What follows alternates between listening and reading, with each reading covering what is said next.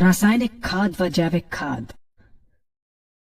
द्वितीय विश्व युद्ध के बाद पश्चिमी देशों के हथियार और विषाक्त रसायन बनाने वाले कारखाने बंद होने के कगार पर पहुंच गए थे, जिसके कारण पश्चिमी देशों को काफी आर्थिक नुकसान हो रहा था। इन देशों ने इस आर्थिक संकट से बचने के लिए एक योजना के तहत उन कारखानों में रासायनिक खाद तथा कीटनाशक बनाना शुरू कर दिया।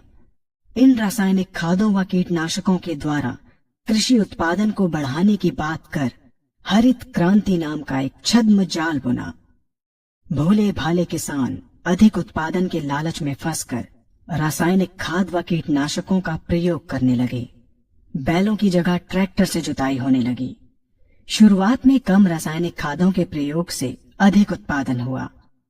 धीरे धीरे रासायनिक खादों के प्रयोग के कारण भूमि की उर्वरा शक्ति क्षीण होने लगी, जिसकी वजह से उत्पादन घटने लगा तथा फसलें कमजोर होने लगी। फसलों के कमजोर होने के कारण उनमें रोग व कीट लगने लगे। रोग व कीटों से फसल की सुरक्षा के लिए और अधिक कीटनाशकों का प्रयोग होने लगा।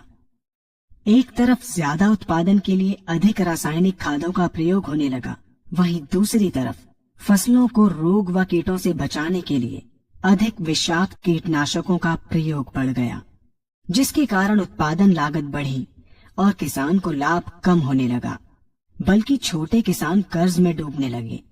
धीरे धीरे भूमि की उर्वरा शक्ति क्षीण होने से भूमि बंजर होने लगी।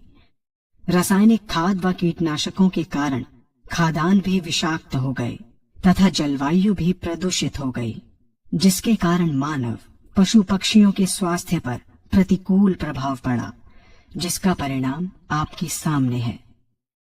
मानव स्वास्थ्य पर रासायनिक खादों के पड़ने वाले प्रभाव को आप ऐसे समझें।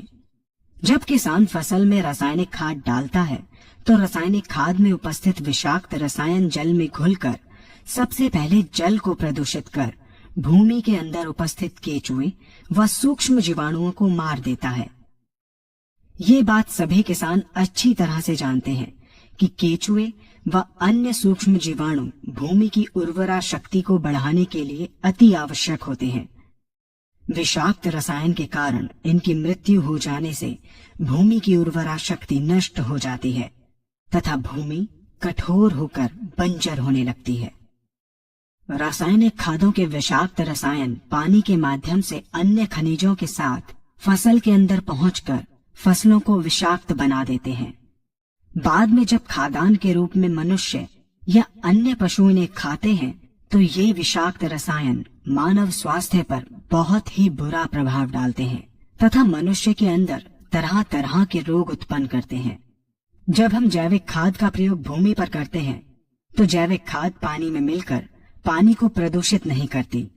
जैविक खाद भूमि के अंदर उपस्थित उर्वरा शक्ति को बढ़ाने वाले जीवाणु तथा केंचुओं की संख्या को तीव्रता से बढ़ाती है, जिससे भूमि की उर्वरा शक्ति बढ़ती है तथा भूमि छिद्र युक्त एवं भुरभुरी हो जाती है, जिससे वायु और प्रकाश भूमि के अंदर गहराई तक प्रवेश करते हैं, जिसके कारण भूमि में तापमान एवं आर्द्रता का संतुलन बना रहता है और फसलें मजबूत होती हैं।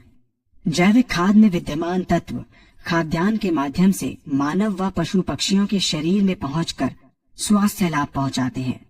जैविक खादों के प्रयोग से फसलें अच्छी और मजबूत होती हैं, जिसके कारण उन पर रोगों एवं कीटों का ज्यादा प्रभाव नहीं पड़ता। यदि किसी प्राकृतिक कारणवश कीटों व रोगों का प्रभाव अगर पड़ता भी है तो गौमूत्र एवं औषधीय वनस्पतियों के घोल के छिड़काव करने से फसलों को रोग एवं कीटों से बचाया जा सकता है। गौमूत्र एवं अन्य प्राकृतिक औषधियों के मिश्रण के छिड़काव से फसलों का कम लागत में बचाव हो जाता है तथा वातावरण पर भी कोई दुष्प्रभाव नहीं पड़ता। यहाँ हम आपको तालिकाबद्ध तरीके से दोनों